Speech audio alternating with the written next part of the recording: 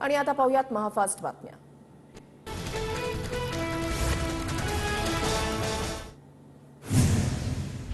नाशिकमधून छगन भुजबळांची उमेदवारी जाहीर होण्याची शक्यता। देवेंद्र फडणवीस आणि अजित पवारांमध्ये काल नाशिकच्या जागेवर चर्चा। भुजबळांना उमेदवारी जाहीर झाल्यास हेमंत गोडसेंच्या भूमिकेकडे लक्ष।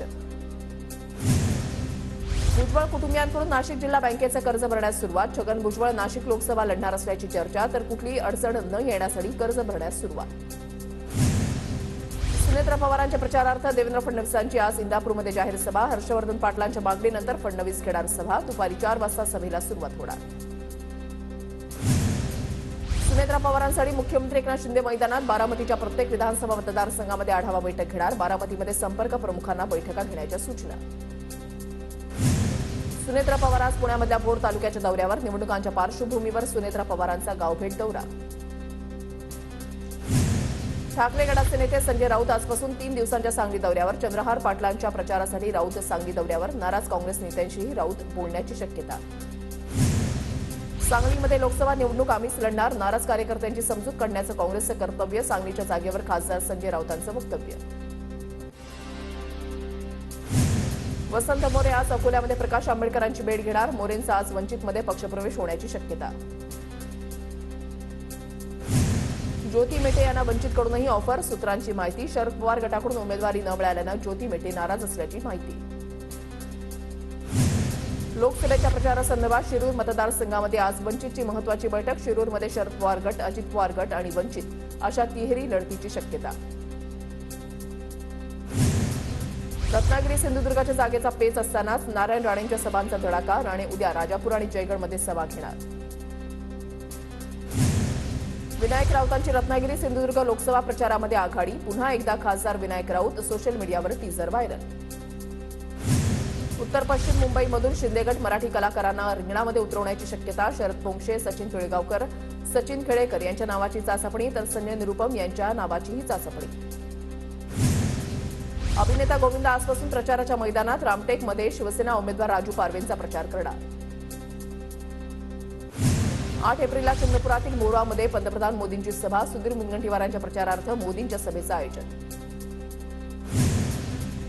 काँग्रेसकडून विदर्भात प्रचाराची रणधुमाळी। राहुल गांधी, प्रियंका गांधी प्रचाराचा नारळ फोडणार। राहुल गांधींची 13 एप्रिलला तर 15 एप्रिलला प्रियंका गांधींची सभा।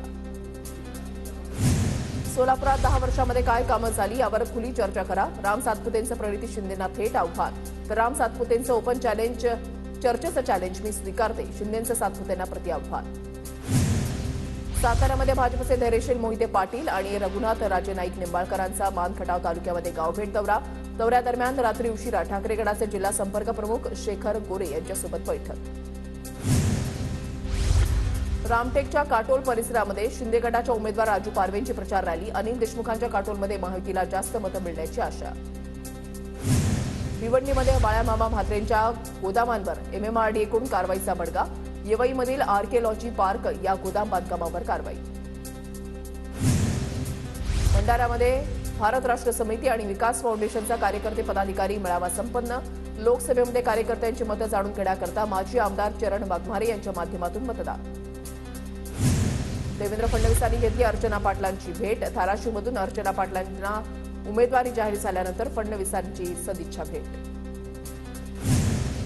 बीडमधील नारायणगडावर जूनमध्ये मनोज जरांगेंची भव्य सभा होणार। तब्बल 900 एकर परिसरामध्ये सभेचं आयोजन। मराठा समाज मोठ्या संख्येनं सहभागी होणार। रत्नागिरी सिंधुदुर्ग लोकसभा मतदारसंघाच्या निवडणुकीसाठी 48 भरारी पथकांची नियुक्ती। आचारसंहितेचं काटेकोर पालन करण्यासाठी जिल्हा निवडणूक निर्णय अधिकाऱ्यांकडून नियुक्ती। धाराशिवच्या तुळजापूरमधील धने गावामधील गावकऱ्यांचा लोकसभा निवडणुकीवर बहिष्कार। विधानसभा वगळता गेल्या 20 वर्षांपासून गावकऱ्यांनी कुठल्याही निवडणुकीमध्ये मतदान केलेलं नाही। नंदुरबारमध्ये भाजपच्या वर्धापन दिनानिमित्त बूथ विजय अभियान। नमस्कार मोदी असं पत्र घरोघरी देण्यात येणार। भंडाऱ्यामध्ये पवनीच्या जंगलामध्ये वाघाच्या हल्ल्यात इस्माचा मृत्यू। आठवड्याभरातील दुसरी घटना। परिसरातील नागरिकांमध्ये भीतीचं वातावरण। नंदुरबारच्या खापूर उपकेंद्र ट्रान्सफॉर्मरमध्ये तांत्रिक बिघाडामुळे कृषी पंपाचा वीज पुरवठा खंडित। शेती पिकांना पाणी नाही। नवीन ट्रान्सफॉर्मर लावण्याची शेतकऱ्यांची मागणी। पुण्यात भीषण पाणी टंचाई। साताऱ्यानंतर पुणे जिल्ह्यामध्ये 92 टँकरनं केला जातोय पाणी पुरवठा। नंदुरबारमधील प्रत्येक मतदान केंद्रावर सीसीटीव्हीची करडी नजर राहणार. निवडणूक प्रभावीपणे राबवण्यात येण्यासाठी प्रशासनाची तयारी. जळगावमध्ये कापूस दरवाढीच्या आशेनं कापूस शेतकऱ्यांच्या घरामध्ये पडून दर वाढण्याच्या ऐवजी कमी झाल्यानं शेतकरी हतबल. जळगावच्या वरण गावात भीषण पाणी टंचाई. पाण्यासाठी नागरिकांसह भाजप पदाधिकाऱ्यांचं आंदोलन. पाणी प्रश्नावर तोडगा काढण्याची मागणी. फळांचा राजा म्हणजे कोकणच्या हापूस आंब्याची परदेशवारी यंदाही लासलगाव मार्गे सुरू. पहिल्याच दिवशी 28 टन आंबे अमेरिकेला रवाना. धाराशिवमधील तुळजाभवानी मातेच्या चैत्र पौर्णिमेनिमित्त अतिरिक्त बसेसची व्यवस्था. बस कर्मचाऱ्यांच्या सुट्ट्या रद्द. मुंबई महानगरपालिकेनं हाती घेतलेल्या स्वच्छता मोहिमेमुळे मुंबईची हवा सुधारली. वायू गुणवत्ता निर्देशांकाची सातत्यानं 100च्या खाली नोंद. मुंबईसह महानगर क्षेत्रामध्ये प्लास्टिक बंदीच्या अंमलबजावणीसाठी भरारी पथकं. पथकांमार्फत एकल वापर प्लास्टिकचा वापर थांबवणार. एकल वापर प्लास्टिकचं वितरण करणाऱ्या आस्थापनांवर कारवाई करणार. सीबीएसईच्या 11वी-12वीच्या मूल्यमापन पद्धतीमध्ये बदल. संकल्पना उपाययोजनांवर भर. बहुपर्यायी प्रश्नांच्या संख्येमध्ये वाढ. एसटी महामंडळाच्या डिजिटल पेमेंटला प्रवाशांचा प्रतिसाद. दिवसाला 5 ते 6 हजार प्रवाशांकडून यूपीआय पेमेंट. दरमहा ₹5 महसूल नव्या डिजिटल यूपीआय पेमेंटद्वारे थेट एसटीच्या बँक खात्यात.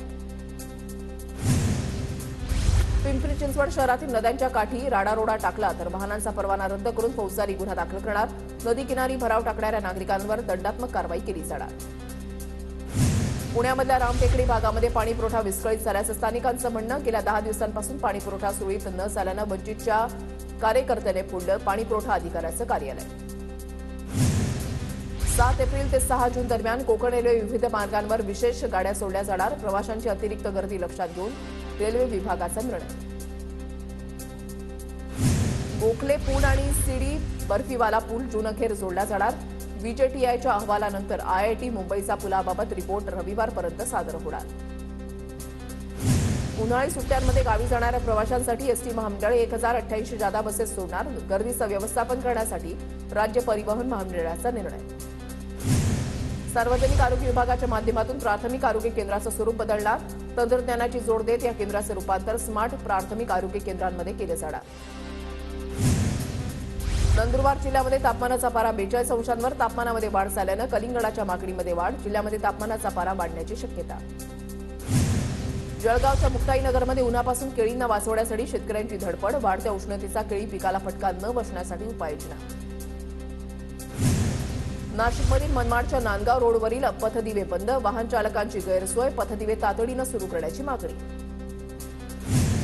2 दिवसांपूर्वी वाशिम, कारंजा आणि मानोरा बाजार समितीचे व्यवहार पूर्ववत. मात्र रमजान ईदमुळे जिल्ह्यातील सर्वच बाजार समित्यांमधील व्यवहार आज बंद राहणार. आयपीएलमध्ये आज हैदराबाद विरुद्ध चेन्नईचा सामना. ऋतुराज गायकवाडच्या कामगिरीकडे लक्ष. हैदराबादच्या राजीव गांधी स्टेडियमवर संध्याकाळी 7:30 वाजता सामना रंगणार.